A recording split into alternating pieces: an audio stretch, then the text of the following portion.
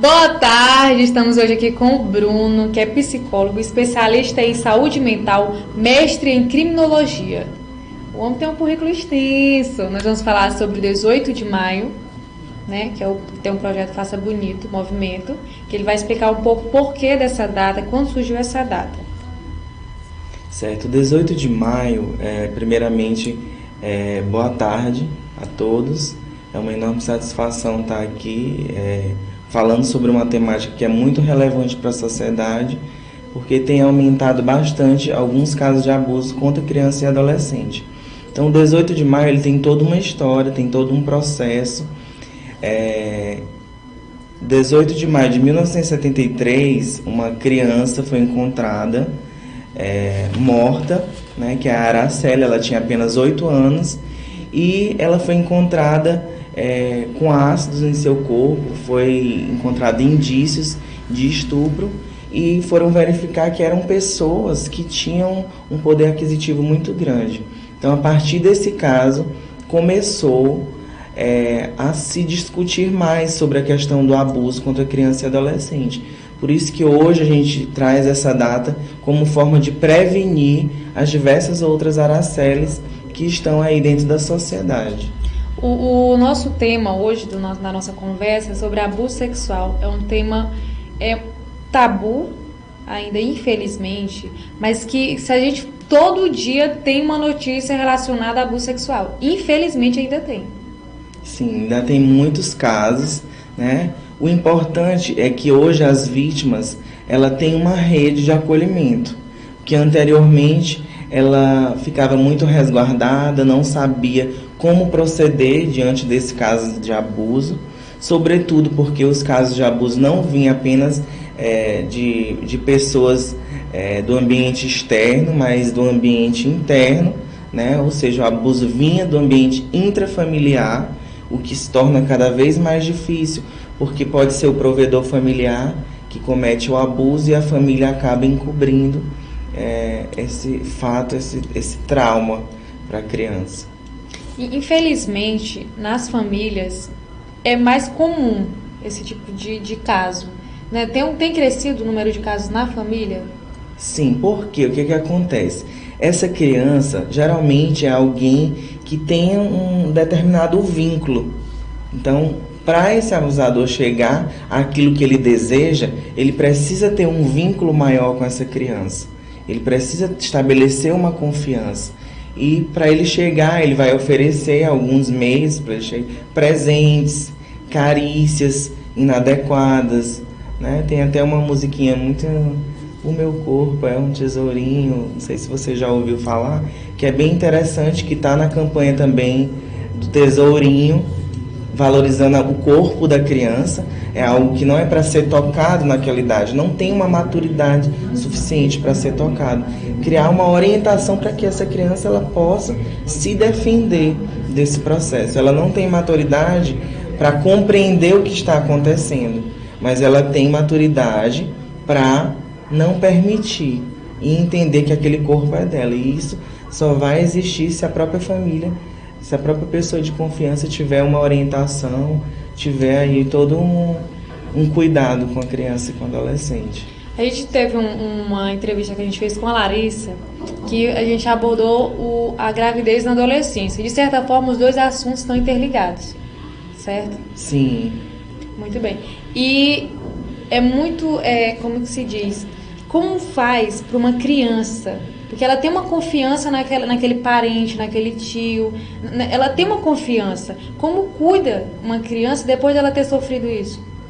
Olha, hoje nós temos um aparato muito grande de acolhimento, temos políticas públicas que acolhem essa demanda, né? Mas a gente precisa atuar mais com prevenção. Então, tem tido muitos casos. Nós temos o CRES, que é o Centro de Referência Especializado de Assistência Social, que trabalha com essa questão de violação de direito. Temos, que é um modelo mais reparativo, e temos o CRAS, que é o Centro de Referência de Assistência Social, que trabalha de uma forma mais preventiva.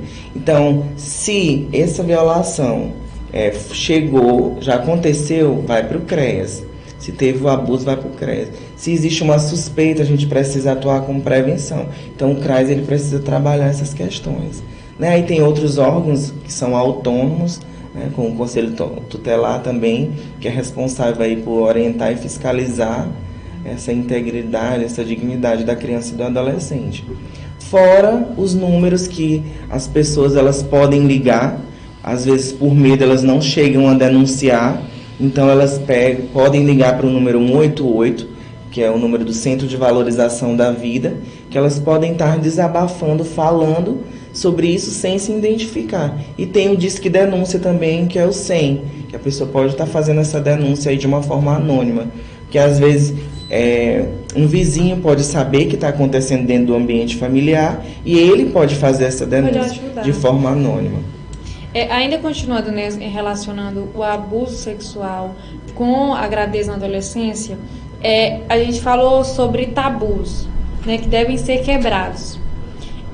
Eu acredito que se você te preparar, não dá para preparar a criança para a situação que ela pode vivenciar, chegar a vivenciar do abuso ou da gravidez.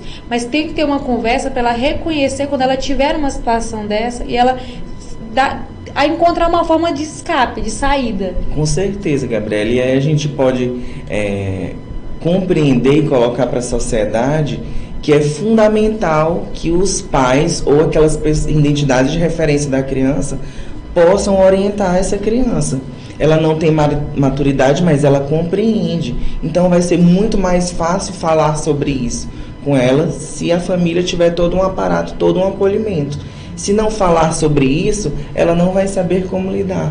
Então é preciso que essas identidades de referência, não necessariamente, às vezes pode não ser o pai nem a mãe, justamente por conta do abuso, mas pode ser uma tia, pode ser um amigo que pode estar fazendo esse processo. Sim. As pessoas falam muito assim eu não vou falar isso com a criança porque ela é muito nova, ela não vai ter uma maturidade, ela não vai entender. Ela vai entender da forma dela, se você encontrar uma forma adequada para abordar o assunto para a criança. Isso, ela compreende se for utilizado uma forma adequada. O desenvolvimento da criança ele vai até aí os 7 anos, né, a estrutura. Então ela vai conseguir compreender sim. Muito bem. No meu tempo, eu sou severa, né? Mas tinha o assunto, não era uma matéria, mas tinha sempre uma palestra que falava sobre sexualidade na escola. Eu acho que deve ser abordado sim esse assunto, tem que preparar desde novinho, porque o mundo é cruel, gente. Se você não preparar agora, ela vai sofrer uma consequência na frente. E se pensa que falar sobre sexualidade estimula o ato sexual. Isso, as pessoas têm que quebrar isso. Já começa a ver, fala assim, mas se mostrar, vai sentir, vai começar. Não vai, gente, não vai, porque a criança ela não tem essa maldade. Ela não tem uma maldade, ela é inocente ainda. Sim, e aí uma criança informada, ela se torna muito mais protegida. Né? A desinformação, às vezes até dos próprios pais, das próprias identidades de referência, elas acabam contribuindo e facilitando o acesso de pessoas que sentem atração por crianças e adolescentes. A gente vai falar mais um pouco no segundo bloco, a gente vai para o intervalo comercial, você não sai daí não, que o assunto é muito importante, não sai daí.